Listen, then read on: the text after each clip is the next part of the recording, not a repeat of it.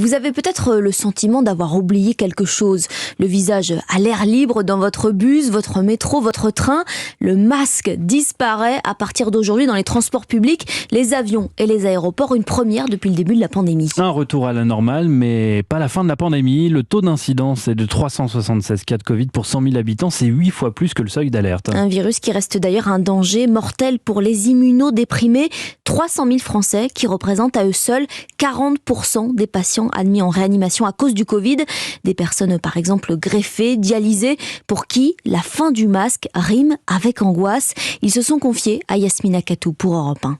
Le retour à la vie normale ne se fera pas tout de suite pour Stéphane. Greffé du rein il y a 2 ans, il a déjà reçu 4 doses de vaccin, mais la protection est faible et ne dure pas dans le temps.